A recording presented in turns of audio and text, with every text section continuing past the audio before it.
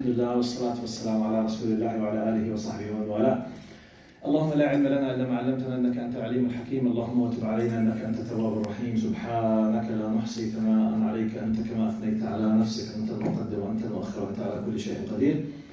اللهم اجعل جمعنا هذا جمعا مرحوما واجعل التفرق بعده تفرقا معصوما ولا تدع فينا شقيا ولا محروما. In the name of Allah subhanahu wa ta'ala, the most compassionate, the most merciful, all praise and thanks are due to him, and peace and blessings be upon his beloved Prophet Muhammad sallallahu alayhi wa sallam. He who is guided by the will of Allah, no one can misguide him, and he who is misguided, no one can guide him except Allah subhanahu wa ta'ala. Assalamu alaikum wa rahmatullahi wa barakatuh. Today in Seerah is our 14th lesson. Last time, as always, today our focus will be inshallah about the beginning of the dawah in secret. We will be highlighting why it wasn't secret. How did it happen? For how long? What was the strategy of Muhammad sallallahu alaihi wasallam in reaching and approaching the people? And this was resulted in what exactly? What were the benefits, the influences? And we will try to apply this in what could be happening to the Muslims during the history. Because as I told you, one of the basic reasons of listening to the history of the Seerah, from one angle, it's to know part of your identity. Basically, you're a Muslim. You should be proud of your identity. Your identity has been established depending on a Quran, Sunnah, Seerah, events, meaning, concepts. You need how these concepts were revealed, how they were applied, what happened, so that when you will be engaged, when you will be connected to this, you know how to be proud from one angle, and how you can apply this if you are in need to that. So and how you can help others in case someone is facing. And today, inshallah, will be trying to connect the phase of the beginning of secret da'wah. I will apply it in what could be happening to any one of us if some of us was, he or she, living in a family, none of them, they were practicing Muslims, out of nowhere, something happened with him or with her, he's starting to be devoted to Allah subhanahu wa ta'ala, close to Allah, he started to repent. But everyone else in his family or in his big family had nothing to do with Islam. By the way, he will benefit a lot from the beginning of the da'wah of Prophet Muhammad sallallahu alaihi wasallam, because your personal environment will be exactly like the environment of Prophet Muhammad sallallahu alaihi wasallam and the Sahaba. Because everyone else in your small family or nuclear family or extended family, they will be against you for whatever reason. I will apply this. I will give some examples how to make the analogy. What if I faced something like that? Okay? But I'm just giving you the titles, like a promo. This is the promo of the episode of today, okay? Now, just a quick reminder to keep you on the track. Last time we highlighted some of the following very important points. We talked about the concept of credits that Muhammad ﷺ built in the heart of Khadija, or otherwise, how do you think Khadija was able to play this amazing role unless Muhammad ﷺ, ethically, practically, as a husband, he was dealing with her in a very beautiful, amazing, positive attitude, and he built what we called last time the credit. Your credit, what will help people to believe in you, to accept you, to follow you, to push you, to back you, to shelter you, basically is your what? Credit. And the credit basically is not something, credit does not come by a wishful thinking. You need to pay what? Not just money. Money could be one of the simple aspects. Credibility comes through behavior, time, honesty, incidents, need, serious things. Time and time you are building a credit. When someone say, this is mashallah, really, I can rely on this person. You can't say I can rely if you did not have years with him or her. You can't. No one can claim this, mashallah. In Arabic we say, يعتمد عليه. Okay? You can depend on him. How do we reach this? Years. So we need to this. Anyway, Last time we highlighted this, Khadija radiallahu anha, and we highlighted the concept of the centrality of the revelation, if you remember. How important is this when we talk about test of Muhammad sallallahu alaihi wasallam? At the beginning, because when Orientalists, most of them they were Christian missionaries, and some of them they were Jewish faith-based, and some of them in our nowadays Orientalists, they were what we call now free thinkers or academic, people. They were just 1 out of every 10 during the past 300 to 500 years. So most of them, when they were reading the history of Muhammad sallallahu alaihi wasallam, when they reach to the point of the revelation, which basically will distinguish everything Muhammad does from a person, a clever person, a genius person, into a prophet. And by the way, if you accepted this person as a prophet, now everything else will be changed. Next. It's a turning point, by the way. By the way, it's either or. When you say genius, clever, mashallah, whatever, say whatever. Okay, simply, wow, nice, okay, I like it, I don't like it. You think so? It's relative. We have many genius people there. Can you force anyone to, for example, to love Einstein, for example? Okay. Maybe I know nothing about Einstein. Okay, what am I gonna lose? Nothing. It's not a big deal for not to know about Einstein. I mean, it's really not a big deal. If I didn't know a Beethoven, for example, do you think the Jahannam will be waiting for me if I don't know? I don't care. But when you speak about a prophet, and for me as a paganist or as a non-believer or as an atheist, he is coming and he claims that he is the final messenger of Allah. The concept of what if, the what if methodology, let me just make a pause now, quick pause. I told you many times, I myself, I'm a lecturer in university. I'm an associate professor in comparative religions and Christian-Muslim relations. And I've been teaching in a university since about 18 years. So I used to teach in Arabic and in English in the university. So some of my courses, they were in English. And the attendees, they were Arabs and non-Arabs, Muslims and non-Muslims. And in both Arabic and English classes, I used to have at least one atheist in each class of the Islamic culture, especially. So I was very well known in my class that I do really accept anyone to discuss and to highlight his faith, and if he achieved the 100, he will take the 100 degree, no problem. And I used to ask at the very beginning of my class, do I have atheists in my class? I used to ask like this. So some of them immediately say, yes, it's me. Okay? Now I said maybe you will be sometimes asking, okay, why I'm asking this question? The reason why, because I criticize atheism a lot. So from ethical point of view, as long as I'm criticizing, I want to give the opportunity for the counter-argument for the person to defend himself.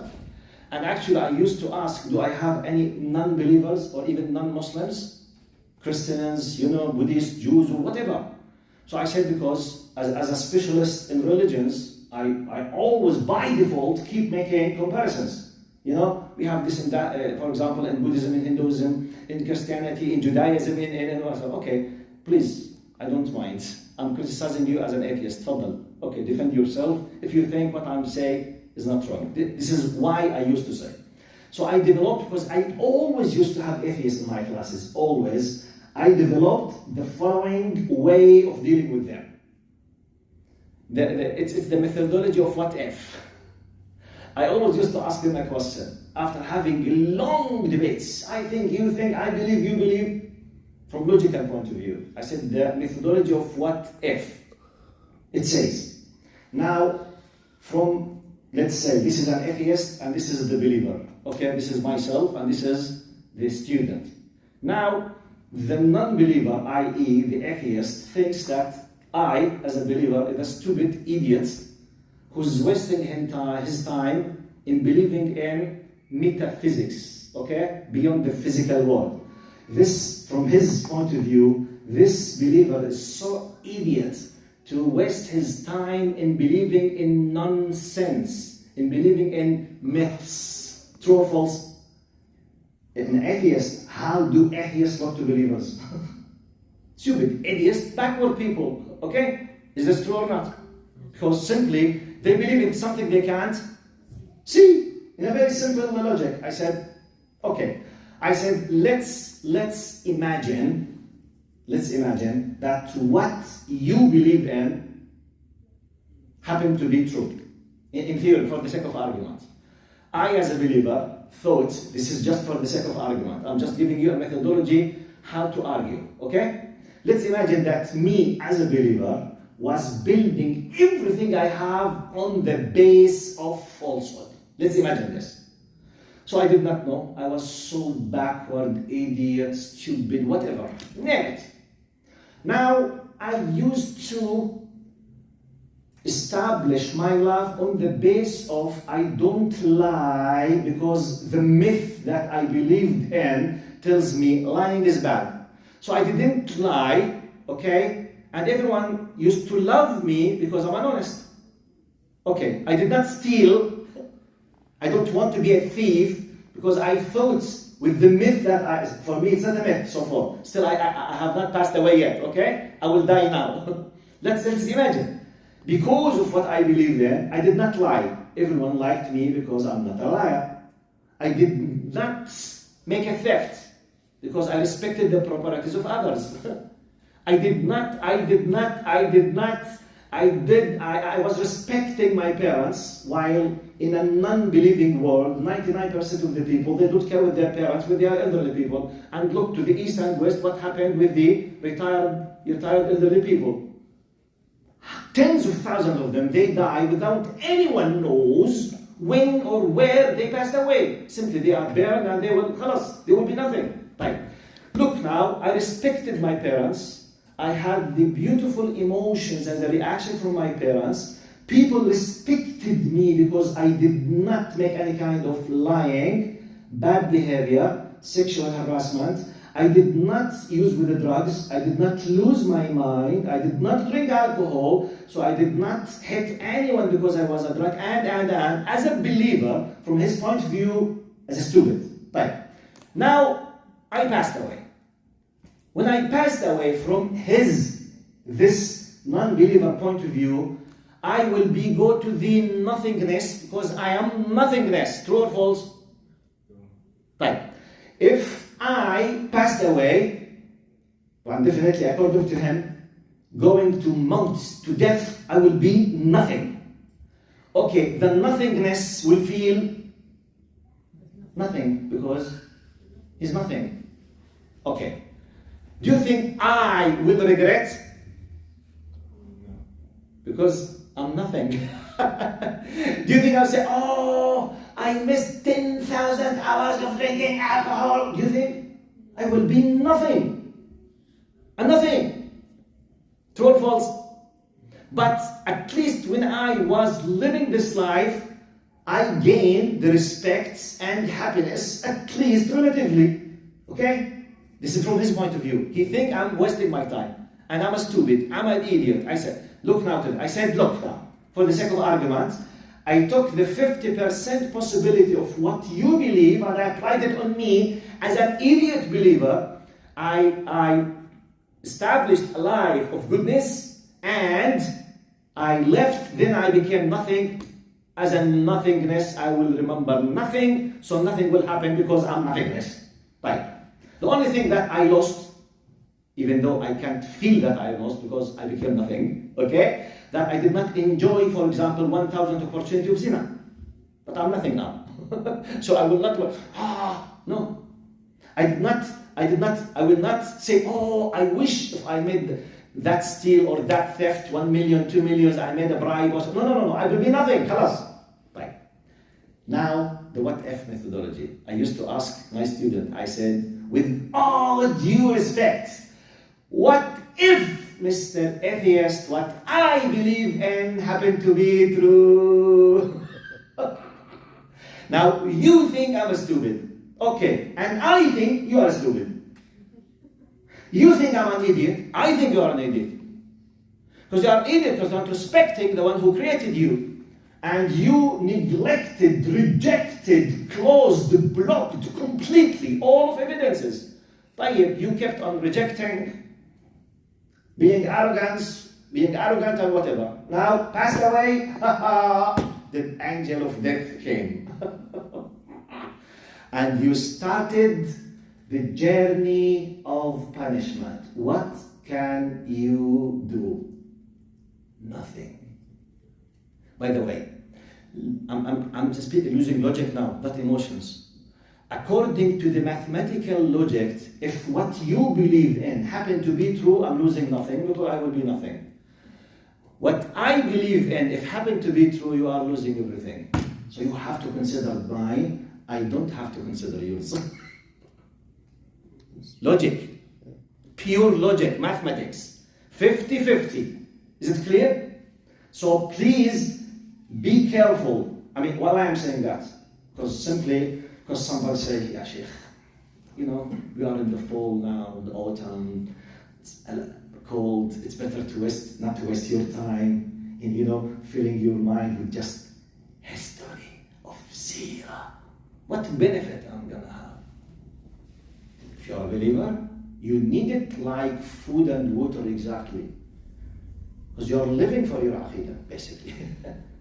By the way, part of your faith, الذي خلق الموت والحياة, part of your faith, وما خلقت الجن والإنس إلا, verily, indeed, I have not created the jinn and the human beings, but to worship me. If you believe in that, knowing whatever supports my existence, why I'm here, what to do, how to do it, on what basis, is a basic thing in your life. So please keep it in your mind. This was like a reflection of what I was just trying to remind you with last time, some of the things, and we highlighted the Khadija and Aisha and the number of the wives of Prophet Muhammad, if you remember. Anyway, right. Now today we will talk about the first Muslims and the secret dawah. Just to add to your information, just to memorize some of them, I will recite to you one of the most well-known names of the very, very first Muslims. Some people you might know, some people you don't know. Now, just fix in your mind. Muslims, at the very beginning, Prophet Muhammad ﷺ, he stayed for about more or less 2 years and a half. More or less than 3 years secretly. Okay? So, up to when they became between, I forgot, 30 or 40, Prophet Muhammad ﷺ used to speak with everyone as an individual, and many of them, they did not know about the others. That's why we will have very sahih hadith. Each one of them, he said, I was the fourth of the Muslims. The other one, he said, I was the fourth of the Muslims. The other one, he said, I was, because they did not know about each other. But for sure we know Khadija was number one. And Abu Bakr and Ali radiallahu anhu, from the very beginning. We will come, for example, to Abdullah ibn Mas'ud. We will come to Sa'd ibn Abi Waqqas. Many of them said, I was the fourth, I was the fifth. Many of them, they did not know about some of the others. Why? The Prophet Muhammad ﷺ's strategy was based on this is a very, very fragile, sensitive time. Everyone else around them is against them. So sometimes you need to be in this status so that if any one of them, because they were living in a dictatorship regime, tyrant regime, they were not allowing the freedom of speech. You have no right except what we have at that time. And by the way, most of cultures at that time on earth, they were having the same thing. So now from the very beginning, Khadija radiallahu anha al-mu'minin. Now Ali ibn Abi Talib, you know it. Abu Bakr as-Siddiq radiallahu anhum, and Prophet Muhammad sallallahu alayhi wa sallam. We know to Abu Bakr radiallahu anhu, Prophet Muhammad ﷺ says about him, إن الله بعثني إليكم فقلتم كذبت وقال أبو بكر صدق وواساني بنفسه وماله. We need to know about the Siddiq. You know, this kind of title that Abu Bakr radiallahu anhu have, As-Siddiq. Do you know why he's called As-Siddiq? You know, As-Siddiq, like the very, very trustworthy person and the one who really it's like mubalaga, exaggeration of as-sadiq wal musaddiq.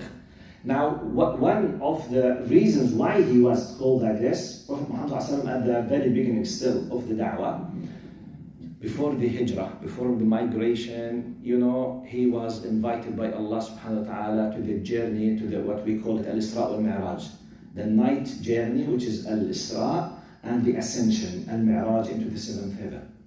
Now, when Prophet Muhammad came back, and it was one of the most astonishing things in the life of Muhammad, because no one else in the history of humanity ever, even Jibreel alayhi salam, because according to the hadith, Jibreel alayhi salam with Muhammad when they reached a certain level, Jibreel alayhi salam stopped and he said, "Oh Muhammad, go alone, I can't accompany you now." And it was mentioned in the Quran, by the way. إذ رأى من آيات ربه الكبرى عند سدرة المنتهى. So Allah subhanahu wa ta'ala mentioned a place in the Jannah where Allah, Prophet Muhammad, you know, he saw many things. It was like a reward to Prophet Muhammad because the night journey, al-Isra, and the ascension, al-Mi'raj, happened after the incident of At-Ta'if and after the death of Abu Talib and after the death of Khadija radiallahu anha. It was like a reward. And especially the incident of At-Ta'if, when he went to the Ta'if and they kicked him out and they stoned him and he started bleeding. So it was very difficult year, the 9th year of the dawah in Mecca. Anyway, when he came back, sallallahu alaihi wasallam, we will come to this incident of At-Ta'if. When he came back in the early morning, he went and he was just trying, you know, sitting next to the Kaaba in the early morning. He has not seen anyone yet. No one. The first one came in his face by the will of Allah was Abu Jahl. You know, he came, he said, "Okay, Muhammad, what new news do you have?" He was trying just, you know, to provoke him for whatever thing. Then Prophet Muhammad as a prophet, as a da'iyah, simply he said, لَقَدْ أُسْرِيَ بِي وَعُرِجَ بِي إِلَى السَّمَاءِ. He said, I traveled to Jerusalem, to Al-Aqsa, and I was taken on the same, you know, Abu Jahl, he said, what? please, what do you say? You know, for him, from his point of view, as someone who's holding hatred and envy and enmity against Islam and Muslims, from his point of view, it was what? He got an opportunity to prove that Muhammad was crazy. Sallallahu alayhi wa sallam. Immediately, look, that's why, please, I need to conclude that that's a big lesson from this. Now, for Abu Jahl, he immediately left everything and went running to Abu Bakr. But why Abu Bakr? The biggest supporter, look, the biggest backing system, the most close, the most beloved, as if in his psychology, I will go and hit the biggest power that supports you. For me, you are a crazy man, but I will go to break the power that supports you. He went immediately to Abu Bakr. Abu Bakr has not met Prophet Muhammad yet. He has nothing. He did not listen to him. So immediately he said, Ya Abu Bakr, have you not heard what your friend Muhammad says? He said, what does he say? He claims that he traveled through the night into Jerusalem and he was taken to seven heaven. قال إن قالها فقد صدق. He said, if he said it, he's saying the truth. You can't imagine the reaction of Abu Jahl. Can you imagine? You know, his mind got like this. You know, I can imagine his face. It became multicolors, okay, like this. Because he wanted to him, إن قالها فقد صدق. What did he continue saying? He said, إني أصدقه في خبر السماء يأتيه بلحظة. He said, I believe him in the news comes from heavens, from Jibreel as-salam, in a moment. We are speaking with him. Sometimes he closes his eye just for a moment like this. He might be sweating. Speaking with Jibreel, then he said, Atani Jibreel, and he said, blah, blah, blah, blah, blah. And we believe him in doing so. You don't want me to do this. So what's the point? Why not? If he said it, I believe in that. He is saying the truth. From that moment, he was called As-Siddiq. But what is the lesson? In Arabic, we say الناس مواقف. الناس إيش؟ مواقف. Your credibility basically depends on your attitude, and your attitude could be just once alive. You will deserve your value not by what you claim, not by what you know. The attitude, your action and reaction towards something. Here comes the real test. Are you with me? Imagine now Islam is being attacked, and many people, they are talking false things against Islam. Okay, we have a lot of Muslims. Many of them, they started feeling scared to speak. Okay, what did we benefit from your existence? Seriously, what did Islam benefit from your existence? If you exist, you know, but simply do not speak. Your value will start when what? When you speak. Attitude, action. Or, it depends, by the way. In general, I'm speaking. Sometimes, if you are a politician, it's not just speak, to take an action.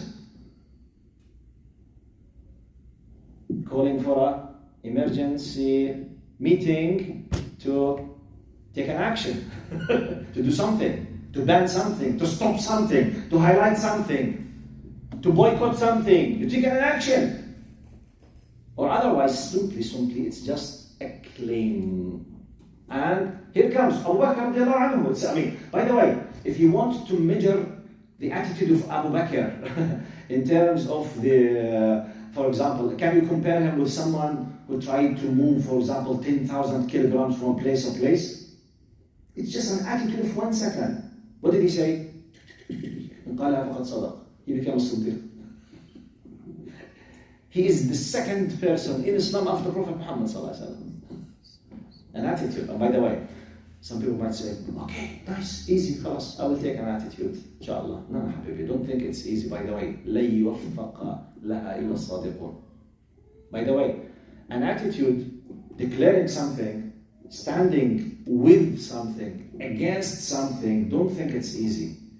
If really you are honest in your heart and what you do on a daily basis in your life, when the time comes, Allah will support you, and Allah will back you, and Allah will help you to take, and Allah will raise up, inshallah, your dhikr, your status, because of your honesty when the time comes. And this is called at-tawfiq wal-khudlan. It's when Allah guide you to the best success, or Allah will not give you the blessings or the support, because I don't deserve.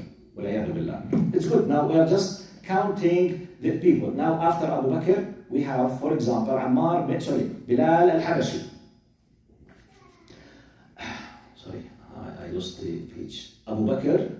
Now after Abu Bakr, he called his house. So his wife and his mother, immediately they became Muslims. Immediately. One of the most and the quickest houses after the individual was the house of Abu Bakr radiallahu anhu.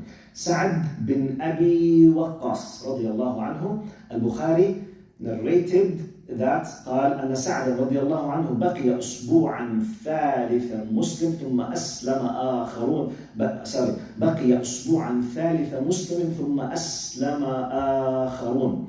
قال وقد نزل فيما لاقاه من معارضة أمه نزل قوله تعالى ووصينا الإنسان بوالديه حسنا وإن جاهداك لتشرك به ما ليس لك به علم فلا تطعهما وصاحبهما في الدنيا معروفا. Sa'd bin Abi Waqqas, he used to be very rich, and his mother was very rich, and she started, attacking him and trying to stop, for example, not to eat, and try to have his sympathy that I will die or I will do something with myself, you do not.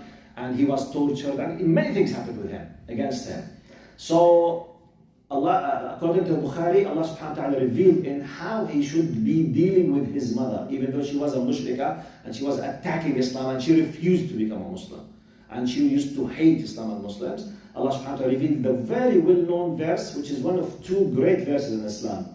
وَقَضَى رَبُّكَ أَلَّا تَعْبُدُوا إِلَّا إِيَّاهُ وَبِالْوَالِدَيْنِ إِحْسَانًا. This is one. And this is the other one. وَوَصَّيْنَا الْإِنسَانَ بِوَالِدَيْهِ وَوَصَّيْنَا الْإِنسَانَ بِوَالِدَيْهِ حسنا وإن جاهداك لتشرك بي ما ليس لك به علم فلا تطعهما وصاحبهما في الدنيا معروفا. Which means it's the greatest of Islam. Even though she does not believe in the true religion, and she's attacking the religion, yet you have to be good and nice with them. Even if they were, both of them, non-believers, and they were pushing you 24/7 to be a non-believer, yet you have no right to be tough with them. By the way, where do you find a religion or a system on earth close to this? Seriously, I'm asking. Have you heard about something? Secular, atheist, non-believer, Christian, Jewish, and you just tell me. You just tell me.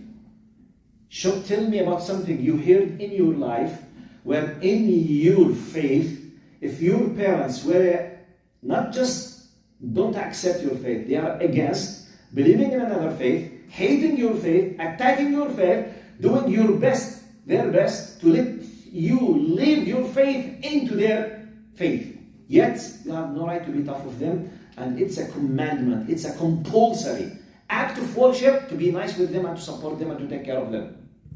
Where do you find this? If the best so-called civilized cultures, the majority of the people, they start paying for their retirement houses in the age of 30. Start what doing? Paying for retirement houses. Do you know what does it mean when someone starts collecting the money for his retirement in the early age of 30? What does it mean? What does it mean? He knows for sure no one will care. Can you start?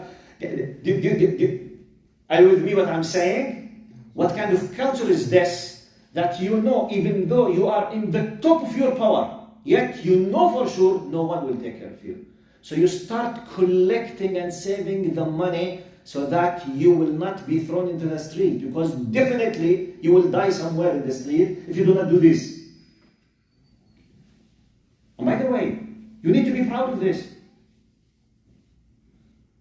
It's a I'm not talking about parents now, I'm talking about non-believing parents who are holding the enmity and hatred against you, and they are attacking you. Yet, no right to be tough, compulsory to take care of them. وصاحبهما في الدنيا معروفة. When we say معروفة, which means be nice with them. Wow, it's good. By the way, connect this ayah with Sa'd bin Abi Waqqas. Was from the first group of people who became Muslims. Now, الزبير بن عوام رضي الله عنه قال وقد عذبه عمه بالنار بسبب إسلامه. He was tortured by the fire, like Bilal رضي الله عنه. الزبير بن عوام. Do you know who is الزبير بن عوام for Muhammad صلى الله عليه وسلم? Who knows what's the relation between الزبير بن عوام and Muhammad صلى الله عليه وسلم? You know? Yes? ابن ما شاء الله عليك. Yes. How old are you? ما شاء الله عليك. ابن what? عمته. طب who is عمته? جزاك الله خير. Yes. الزبير بن العوام, his mother is صفية. صفية بنت عبد المطلب. Okay? عمة النبي صلى الله عليه وسلم.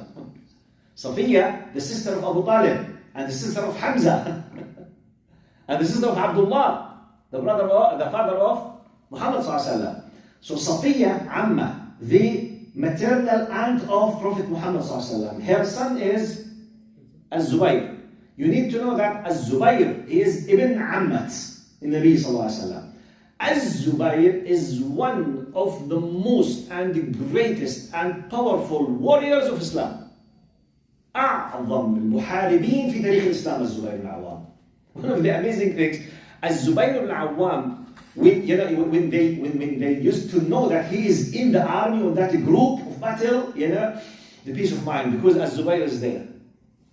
Safiya, at the time of the Jahiliyyah, before Islam, when she used to raise Az-Zubayr, one of the amazing things she used to do, you will be shocked to know that.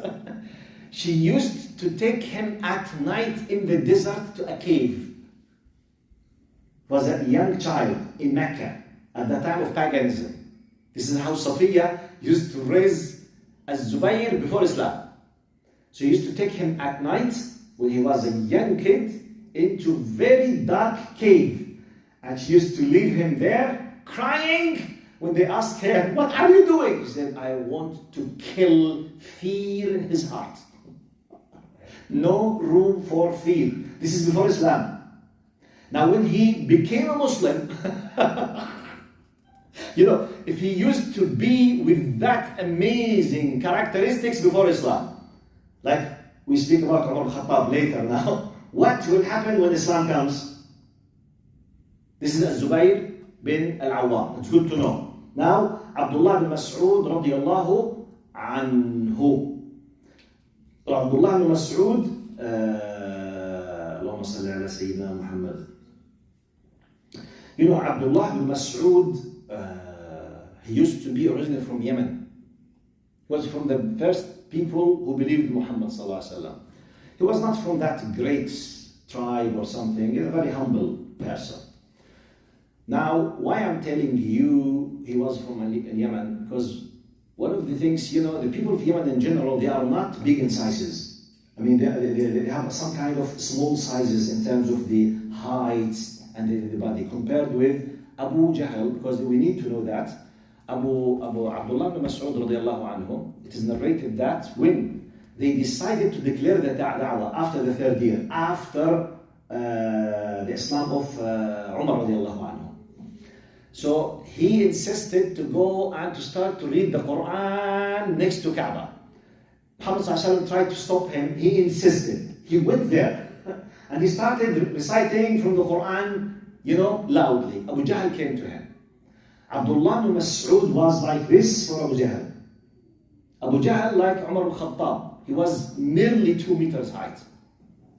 2 meters height. Giant Abu Jahl. So Abdullah Mas'ud was very petite for him. So he holded him from his head and his ear like this. He, caught him by his hand. It was a giant Abu Bakr. And he just lifted him like this and he cut off his ear.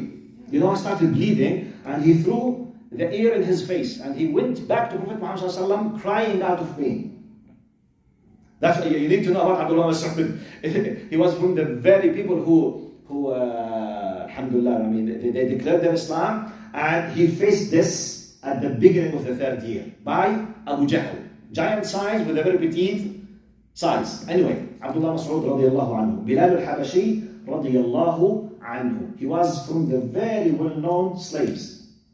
He was a slave. And slavery, it was basic part of the industry and life and culture, not in Mecca. Mecca among Arabs, where every place on earth.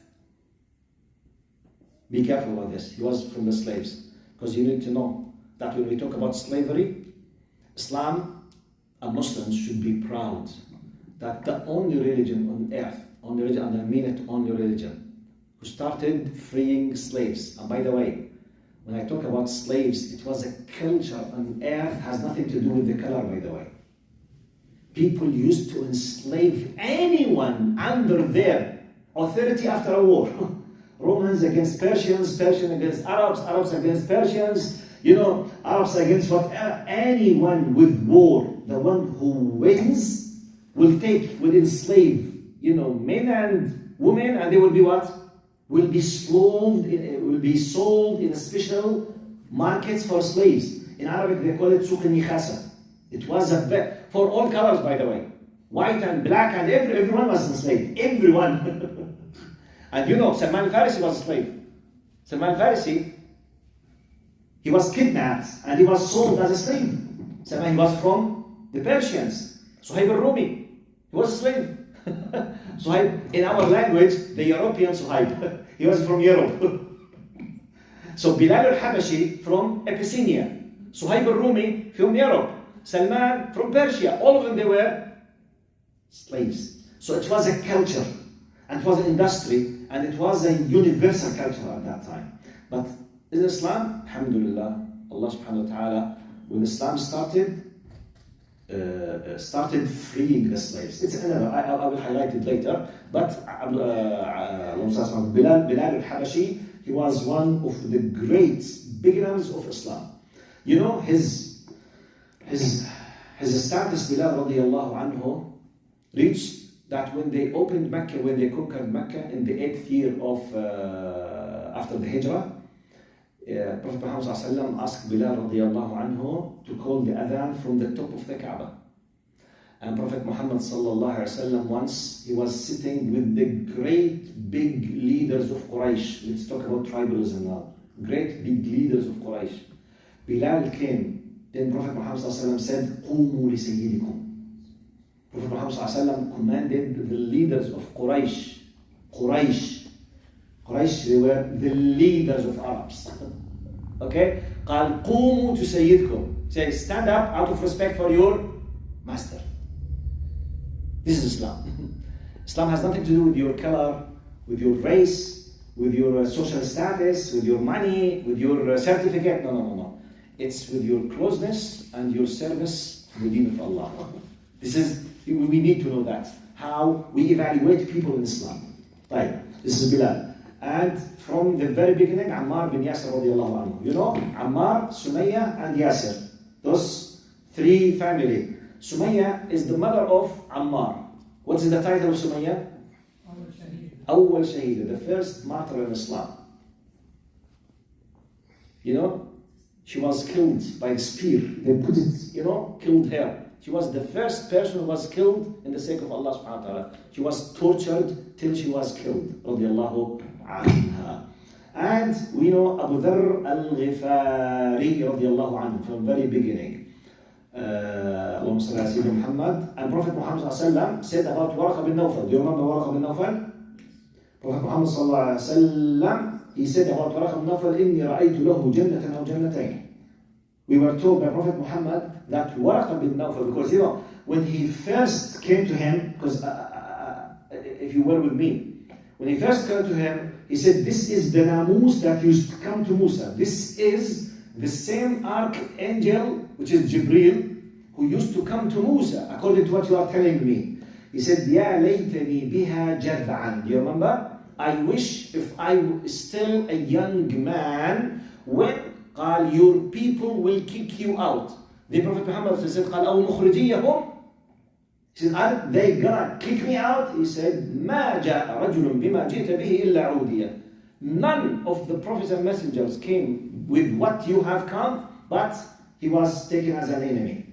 So now his action was, if that started, I wish if I'm supporting you. So it was like a declaration of acceptance of in you. Because he was from, by the way, he was a Christian, I told you. He was a Christian priest. And he was waiting, or how did he know? And we highlighted this. And many, we will come across a lot of stories. So Aydan Warqa bin Nawfal, Prophet Muhammad sallallahu alaihi wasallam considered him from the very, it's considered historically from the very beginning of Muslims. قال ومن أوائل من أسلم أيضا من ذكر العباد عثمان بن عفان رضي الله عنه طلحة بن عبيد الله خالد بن سعيد بن العاص خباب بن الأرت. This is just to have an idea about the very well-known. Now let's come to why it was secret. Now, is it the rule that Muslims should always call to their religion secretly?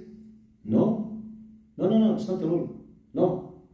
But if you live in a society, God forbid, may Allah protect all of us, which based on dictatorship, they are all tyrants. They don't accept the freedom of speech simply. You have no other choice. And by the way, some people they say, okay, but Prophet Muhammad sallallahu alaihi wasallam was able by the help of Allah, which is true, and the support of Jibreel alayhi salam to do whatever he wants to do, and he can, okay, but this will not be practical for all of us because he came as a role model. By the way, did Muslims face in many times difficulty that they were in need to call for their religion secretly? Yes, many times. The history, the best example, Andalus, what they call now Spain. Muslims ruled Spain or Andalus for 800 years. When the Catholic Ferdinand and Isabel, they came on starting, getting rid of Muslims. And if you want to read about this, go and read about the Inquisitions. Have you heard this name? Inquisitions? Mahakim al-Taftish. Have you heard about this? It's a special Catholic religious-based trials by Catholic power in Europe and in Spain against Muslims and Jews. So they were tortured, inquisitions. When they go now and I'll read it in Google. Say, for example, torturing tools at the time of inquisitions. آلات التعذيب في محاكم التفتيش. Now Muslims and Jews, but the majority of them were Muslims, they were not allowed to live as Muslims. It's either you declare you are Christian or you will be tortured till you die. This happened. And by the way, in museums, they put them now as part of the history now. Go and write. Spanish Inquisitions, what did I say? Inquisitions, yes. محاكم التفتيش. Go and read them in Arabic or in English and see what used to happen. Now, I read that it's horrible. They lived for tens of years. They were not allowed to wear the hijab, or even they had to change their names. You know, one of the ways they used, because now they used, for example, my name is Muhammad, I became David now. Because if they knew that I'm originally Muhammad, I will be killed or tortured till I, for example, convert to Christianity by force. So many Muslims, they used to pray secretly under the ground, and then they stop praying. They do not wear the hijab. They don't have the mushaf. And some of them, they were not even there to tell their kids. Because they are afraid if their kids go to the outside playing, say that word something, and sometimes just before they pass away, when they were about to pass away, they tell their kids, please, you are Muslims, be careful if you want to adapt this Islam, because they were tortured. This happened for decades, by the way. And Islam disappeared nearly from. Go now to Spain. Do you find Muslims? No Muslims there.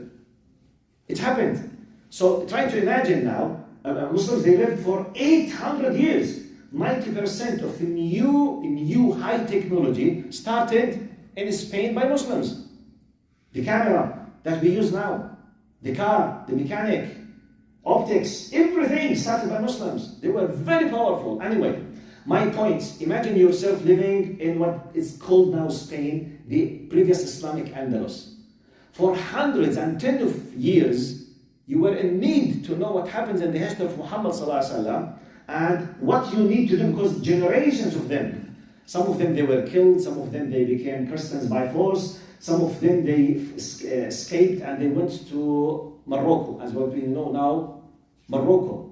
I think their names now, those who escaped the Al-Morskiyun, I don't know in English what they call them, but in Arabic they say Al-Morskiyun. They are from the decent shape of Muslims, who were killed and tortured by them. I mean, this is an example. And during the history, now, what happens to Uyghur in China? What happens to some Muslims in India? Now. So sometimes you don't know what could happen to you as a Muslim. Unfortunately, now we are living supposedly in a civilized world, yet many Muslims, by the way, 75% of refugees on earth, they are Muslims. So most of refugees, when they say refugee means what? They are kicked out of their lands, which means they are tortured in a way or in another. In Africa, in Asia, in wherever, even in Europe. Who were exposed to mass massacres and mass killing other than Bosnians in Europe? Who? In the recent history. So they were, Bosnians, they were Muslims. They were living, by the way, Bosnians and Serbs, yes, Jazakallah khair. Bosnians and Serbs and the Croats, three of them, they were in what they call the previous Yugoslavia. When Yugoslavian, let's say, communist system collapsed, so everyone came back to his, Bosnians, Muslims, Serbs, Orthodox, Croats, they were Catholic. So the Serbs, you know what they did to Muslims. We all know, it just happened in 1995, by the way. Just 28, 22, 23 years ago. Go and read about Srebrenica. Srebrenica, in one incident just, they killed 7,000 people just in one incident, in mass grave massacres. One. According to the United Nations, 260,000 to the United Nations, which means we are talking about the official numbers. Real numbers could be doubled. According to the United Nations, Serbs, they established officially 4 rape camps. They raped systemically, according to the United Nations, 260,000 Bosnian women. Why they call them rape camps? Because they used to rape the Muslimah, and they used to tie her 2 hands and legs, just to avoid her not to have abortion. So that to force Bosnians to have in their wombs, Serbs, boys. 260, go and read in Google, don't believe me. You go and read about Srebrenica and go and read about, right like on Google, rape camps by Serbs against Bosnians according to Google. Go and just Google it and read about it. I'm telling you, United Nations admitted 260,000, admitted.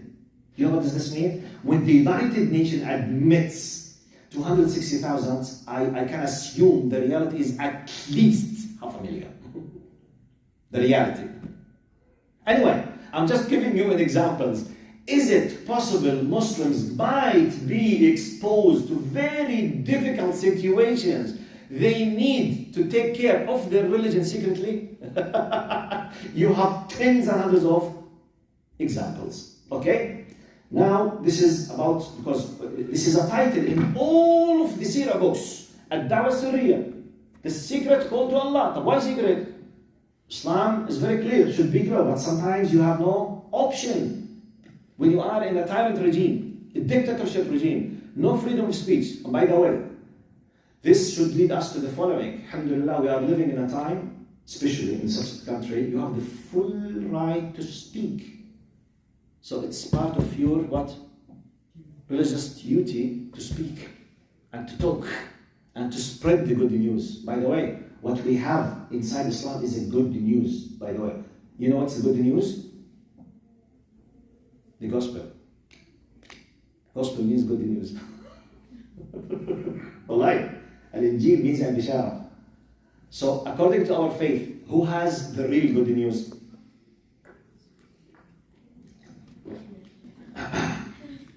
Yes, it's the good news, alhamdulillah. You must keep talking and speaking. Let the people know. Allah subhanahu wa ta'ala told us, ذَلِكَ وَأَنَّهُمْ قَوْمٌ لَا يَعْلَمُونَ. They don't know. So keep spreading. Now, Prophet Muhammad sallallahu alaihi wasallam did it secretly for about 3 years, and he did it gradually. Now,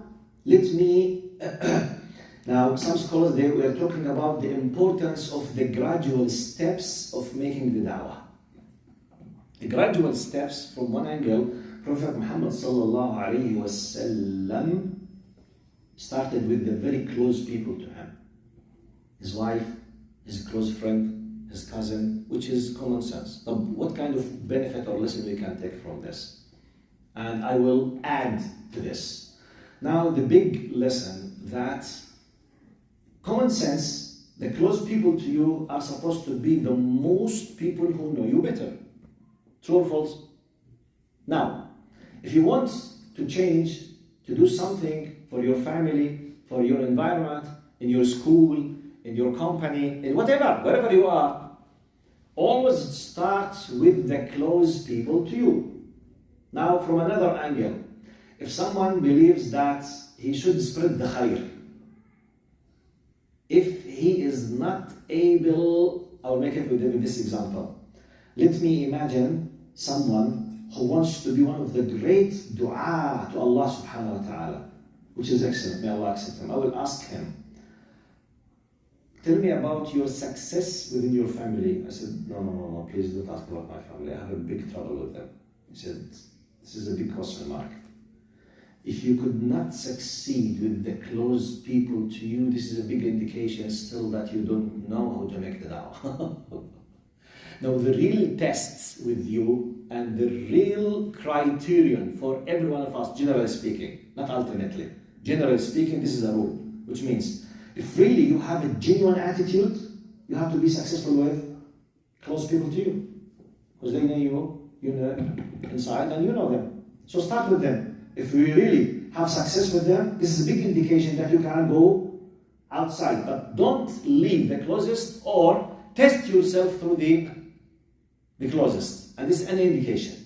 I said it generally, I did not say ultimately. Because ultimately, anyone could argue and say, what about Nuh and his son, for example? What about Ibrahim and his father? Every rule has exceptions. The general rule, fathers and mothers, sons and daughters, basically they have good ties and very nice bonds. This is the normal.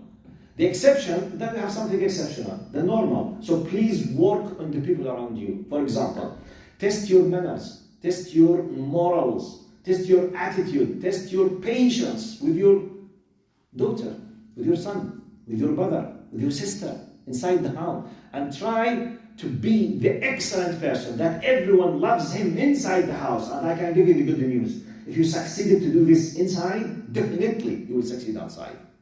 But if you started outside, while you have no idea or you could not succeed inside there's a big question mark on how genuine or how powerful you will be.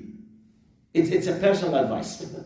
But be careful if you are trying to take a lesson. Right. Now, when they reach about 30 of them, up to 30, most of them, they know nothing about others, most of them. Now, when they reached 30, Prophet Muhammad ﷺ decided to gather them in the house of Al-Arqam ibn Abil Arqam. Now, Al-Arqam ibn Abil Arqam, it was a very beautiful story. House Al-Arqam, they stayed in that around 2 years and a half, which means just for a few, just short time before they started to declare in public, Dar al-Arqam. At that place,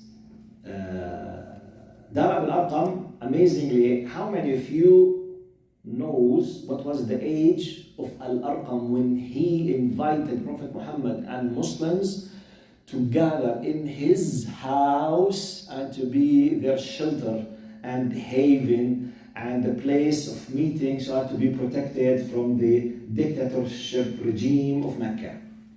Who knows the exact age of Al-Arqam when he became a Muslim and he invited them? You know the risk of inviting a new group to your house? Everyone in the society, security power is against you, industrial power is against you, media is against you, everyone is against you. Yet, you take the risk to invite the only group, a new group was into your house. Any idea about? 16? Huh? 14, I think. No. 16. Who said 16? Yes, mashallah, that's true. He was 16. Which means grade 10. In our words now, grade 10. Grade 10, can you imagine? I mean, grade 10, he himself reverted to Islam. He himself took a decision to invite the whole group secretly into his house. And they started being there. Now, one of the amazing strategic messages they took from the going to Dar al-Arqam. Many people, they don't know. Prophet Muhammad ﷺ, when he decided to accept this and decided to gather there, Dar al-Arqam, it contains more than one aspect. It's like the strategic thinking. It was not just doing it for the sake of doing anything. No. It was a strategic, political thinking. And now I will talk about the political thinking of this message. So from one angle, the place itself it was very far from being observed. It was not in the mid of everyone can observe. It was far. Number one. Number two, and the most important thing, he was from Bani Makhzum. Bani Makhzum, historically, they were the biggest enemy of Bani Hashim. Now, the tribal thinking has a big weight in the calculations. Do you know who is one of the greatest people of Bani Makhzum? Who? Jazakallah khair. Yes, Abu Jahl. That's true. Do you know that Abu Jahl, when he was asked by his colleagues secretly, those whom became Muslims later and they admitted, some Sahaba, before they became Sahaba, they used to sit with Abu Jahl as mushrikeen against You know, when they were torturing Umar radiallahu anhu, 3 years he was not just a non-Muslim, he was, doing what? Torturing Muslims. Umar radiallahu anhu. Now, some of those who were close friends to Abu Jahl, they used to ask him when they sit alone, drinking some kind of khamr or sitting, have a sitting. He said, Ya Abu al-Hakam, his name was Abu al-Hakam. قال يا أبا الحكم أولا تعلم أن محمد النبي. It's like, hey, between you and me, don't you know that he's a prophet?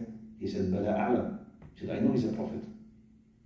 Then just while drinking, it's not just like chatting between friends. It's like with two, for example, security officers in an Arab country, drinking, for example, whiskey. One of them tells the other, hey, who put the bomb next to the church before we collected Muslims? He said, it's me. He said, really? Oh, wallah alayka shaytan anta. How did you manage to do it? They know. They did it. He did it.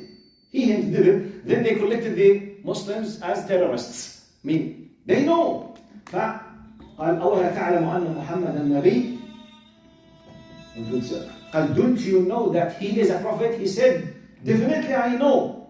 قال, why you do not follow him?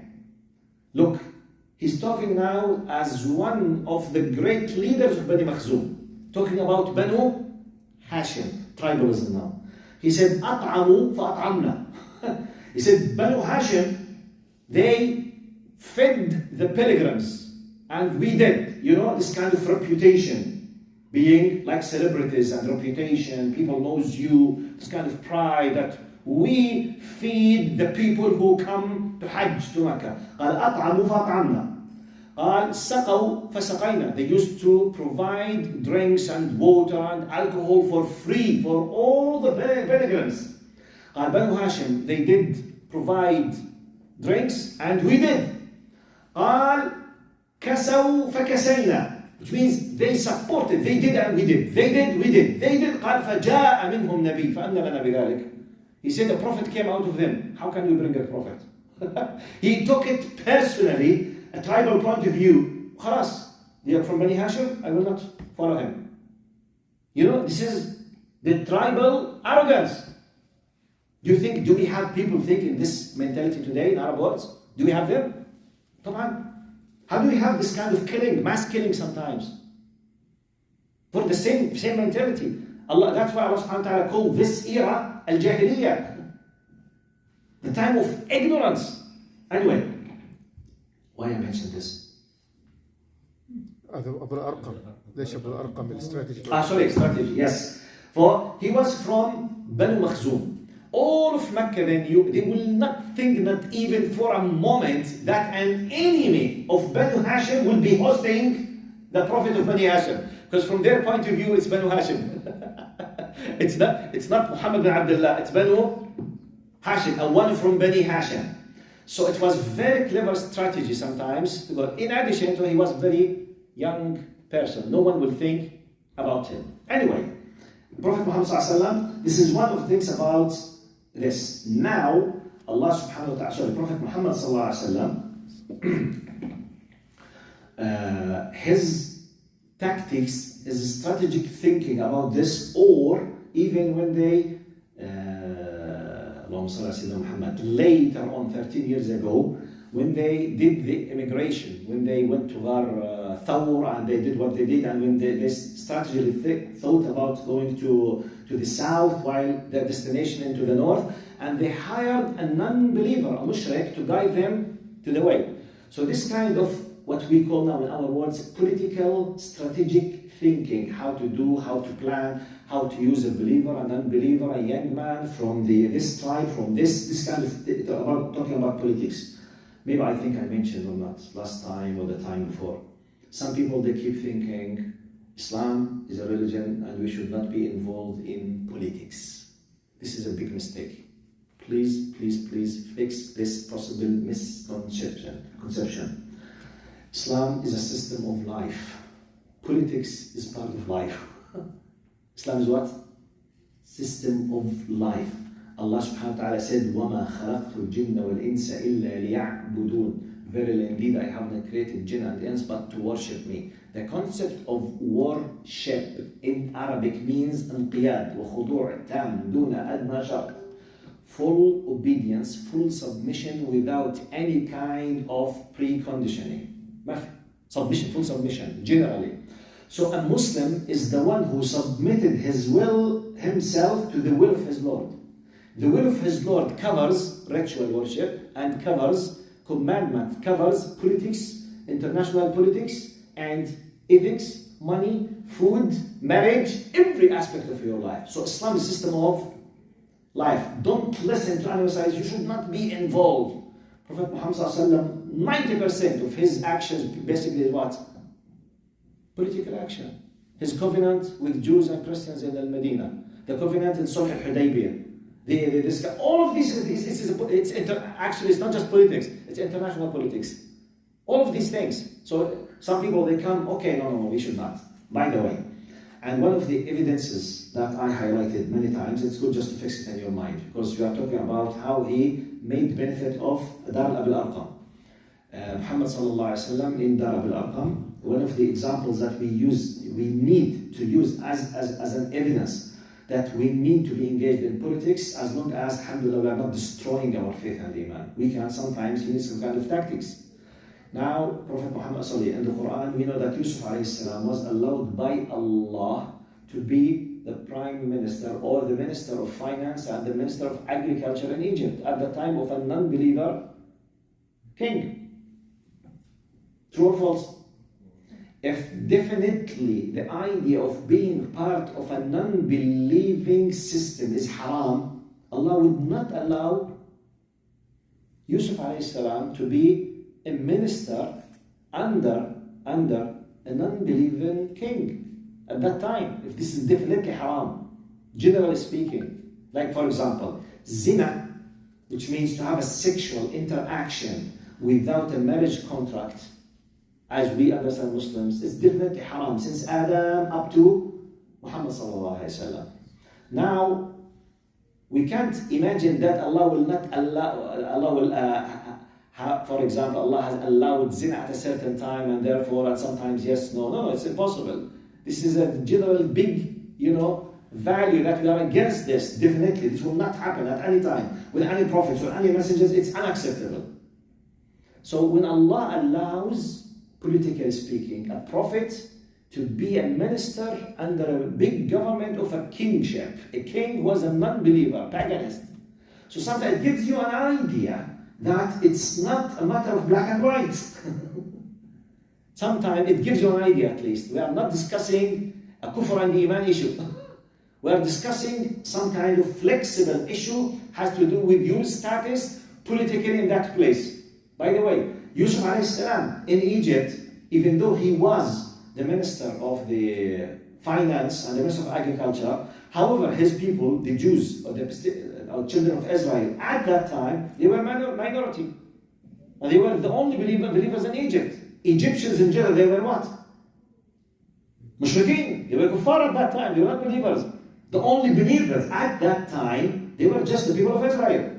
So if you took it from this point of view, if it's definitely haram at any moment, at any time, Allah would not have allowed Yusuf ﷺ to be part of this political system. Understand it? Because, by the way, we do have some people who keep saying, don't engage in politics, it's haram to support any politicians or whatever. Anyway, in the few minutes that have,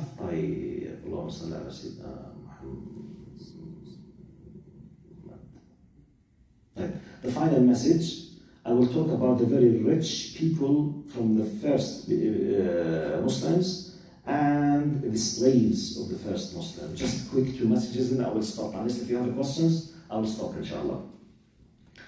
Now, when we look to the importance of how powerful the iman and the faith should be, some people, they keep asking, subhanallah, Abu Bakr, Uthman, radiallahu anhu, and Sa'd bin Abi Waqqas. Abu Bakr, he was very rich, by the way. Abu Bakr used to have a lot of money. And he freed many people, 4 out of 10 from the 10th of promised Jannah, Basharin bil Jannah. 4 of them, they were called to Islam by Abu Bakr. And many of the slaves who used to be slaves, they were freed by Abu Bakr radiallahu anhu. On top of them, Bilal radiallahu anhu. He used his money powerfully. Uthman radiallahu anhu, you know, he's very rich all the time, radiallahu anhu. And Sa'd bin Abi Waqqas, we told you he was from a very rich family. So he decided to give up all of his wealth. Abu Bakr, he used his wealth, and Uthman. Sometimes we see, because some people, when they start adapting a new culture, a new system, for them, for us now, it's faith. It's not always a bed of roses, and it's not always peanuts. It's not just a piece of cake. When you say, would you like to be a Muslim? Yes. You know, if you became a Muslim, you must do 1, 2, 3, 4. You have no right to say such and such. It's haram for you to do such and such. And you are promised to the Jannah. الذين قالوا ربنا الله ثم استقاموا تتنزل عليهم الملائكة. Okay, yes, nice. Wait. Stand up. Are you aware of what you will be facing? Sometimes, maybe every one of you around you will take you as an enemy. Does it happen, by the way, in reality? Go and read about the new Muslims. Many of them, when they start to become, now, even though many people in the secular world, around the world, they claim to be open-minded and they claim to be free, but when a member of them, he decided or she decides to wear the hijab and become a Muslimah, everyone will take her as an enemy. It happens many times. Go to the YouTube and watch them. It happens. So sometimes you have high status, they will kick you out of it. People will attack you. Can you imagine a big celebrity, big celebrity who's a dancer or a footballer, if he decided to become a Muslim, do you think the people will welcome him or the majority will attack him? Now, what would you think? Let's do this kind of quick scenario. Imagine now Ronaldo. شو اسمه هو؟ كريستيانو رونالدو؟ His first name is what? Cristiano. Okay, Cristiano Ronaldo. You can tell how much I'm really expert in football, okay? But Cristiano Ronaldo, if he decided to become a Muslim now, declare that I'm a Muslim, do you think the majority in the world will encourage him and say, MashaAllah, Takbir, Allahu Akbar, we are very happy for you? Do you think it will happen? I mean, please, let me listen to your expectations. If Cristiano Ronaldo decided to become a Muslim now, according to your experience now, to what you see in the social media, the majority of people will do what? Just tell me, what are your real expectations? I have my own expectation, but I will not just impose it on you. But let me see, what do you think will happen in reality? They'll question his reasoning. They'll question his reasons. His reasons? Yeah, they won't accept it.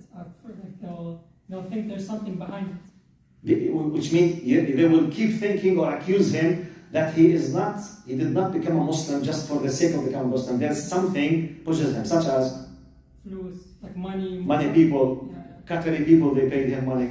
They will accuse him. Okay, what else?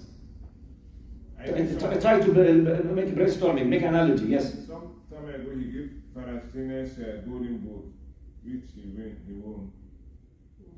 Sorry, can you repeat it? He gave Palestinians golden boot, he win gold. He did it? Yeah. To Palestinians? Yeah, which is more money. I saw that before. MashaAllah. So how was the reaction of the people around the world? And it's not supporting Israel, and no one, the brave soccer is refused to shake their hand or something like that. But to be honest with you, I'm not discussing now the idea of Palestine and Israel. I'm discussing as a very well-known celebrity. If he decides, my point is it easy for a well-known person, wealthy, well-known celebrity, simply to become a Muslim? And everyone now, with the attack we know in the media, with a lot of bad news, a lot of fake news about Muslims, if you want to become a Muslim, do you think the majority will welcome that? Everything will go smoothly? This is my question. Let's apply it on Messi. Anyone, this big, well-known, actresses, for example, if they say, okay, I'm a Muslim, do you think the majority will welcome that and that's khalas? Or a lot of rumors and a lot of attacks will be against them, a lot of things, so Allah, we attack him, you will be a terrorist, go to Taliban, go to live in Afghanistan, you should not be sitting with us, you must be in Afghanistan. This is what people will do, this is what we see. Yeah. Even the New Zealand football player, he became a Muslim, he go to the Umrah, So he had a big tattoo. Tattoos, yes. So his shoulders, of course, is a naked shoulder. Yeah. So even the Muslims, they are attacking on him. This is haram. He's become a new Muslim. Yeah. And they are people attacking him. He's a soccer player, I think, or From rugby. New Zealand. From New Zealand. Yeah. Soccer player in New Zealand. Yeah. I forgot his name. What's his name? I forgot his name. But It's very well known. Story, yeah. Yes, I mean, it's not easy. My point, just try, please. It's good, by the way. The way how you and me became Muslims, it's the sacrification of those people.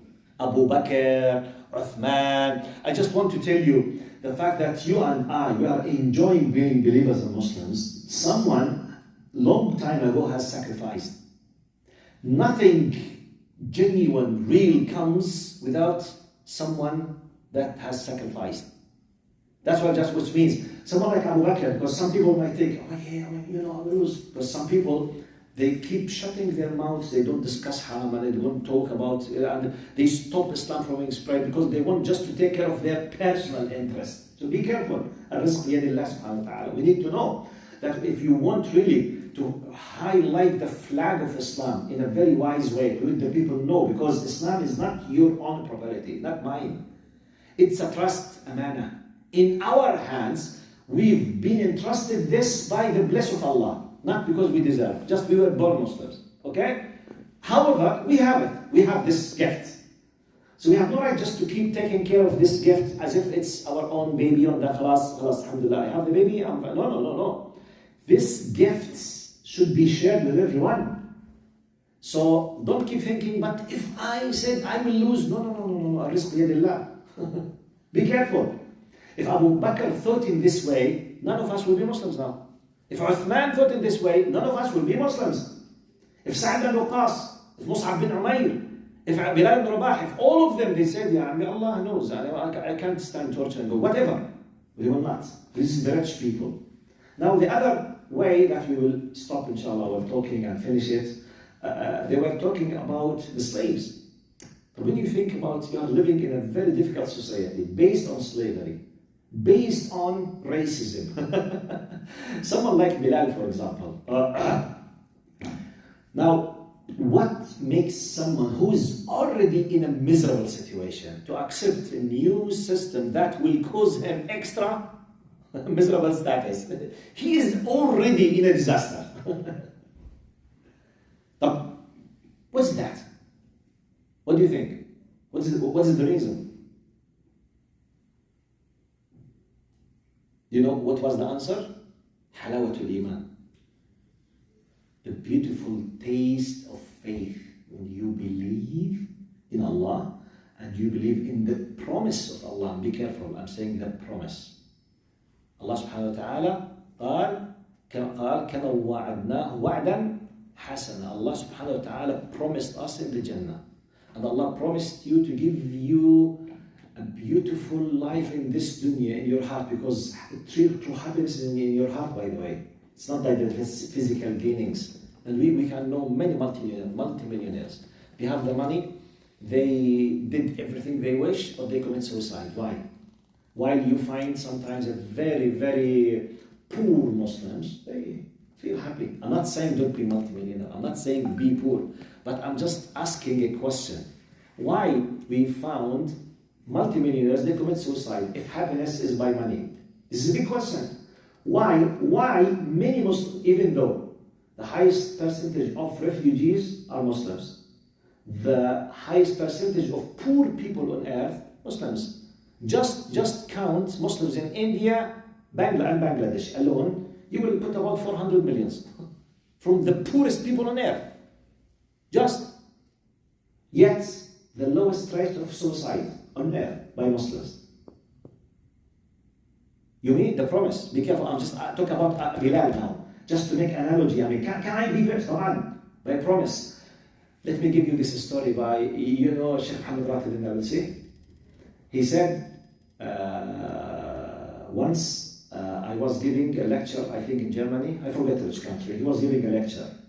A tough secular Muslim came to him and said, Sheikh, I just heard this 2 days ago. He said, Ya Sheikh, how come you say believers and non-believers, and believers they are happy, while non-believers they don't feel happy? He said, look, a Muslim a Muslim believer, if there is a flood, he will be suffering. If there is a volcano, he will be suffering. If he's poor, he will be suffering. How come he's happy? Then he said, look. I will tell you just a simple example about something that you don't know about the promise of Allah subhanahu wa ta'ala. To make it easy, I will give you this answer, this question. He said, imagine someone who has, for example, 10 kids living in a very small old house, rented house. Hardly he is able to feed them, in a very miserable status. He heard that an uncle of him passed away owning $500 million, and no one was to inherit this uncle except this man. Imagine this, put yourself in this, try to imagine this. You are very poor in terms of the money. You are able to feed your kids. Nearly you have no car, hardly you can cover yourself, hardly. Your uncle passed away owning 500 million. So you were told that your uncle passed away and you are the only person to inherit him. So legally, technically, you will receive how much? $500 million. Practically, are you gonna have the 500 millions next day? Let's go through the legal system. The courts, the properties, the real estates, to prove what is what with whom. To do the transfer of the properties of 500 million from a person to a person takes average of 1 year. Are you with me? He said, look, he was told and promised to have 500 millions. Next day, next week, next month, he received nothing, but he is the happiest person on earth. True or false? He was promised, but he knows for sure it's a matter of time. By the way, how many times this is applicable on us? You would love to travel for it. Go back. Let me highlight the concept of promise. Allah promised us with the Jannah. So you say, okay, promise, ya ammi. Look at yourself now. Go just few years back when all of us, we were kids. When your father promises you, for example, you want a bicycle, you want the skateboard, you want whatever. Something, you can't have it except if your father buy it to you. He said, I promise you, if you achieved the A in math or did such and such in Quran, I promise you, I will buy you the bicycle. Once you receive the promise, what will happen with you? It's a matter of time. You know for sure you can have it. He has told you, for example, memorize Surah Al-Baqarah and will buy you the beautiful, very expensive bicycle. Your feelings. You go and sleep. You keep what? Dreaming about the bicycle. True or false? So what if the one who promises Allah subhanahu wa ta'ala? That's why Bilal, he was asked once, he said, Ya Bilal, how you were able to stand the painful torture when they were to put you in the, this kind of, like a coal, of fire in your back in the desert.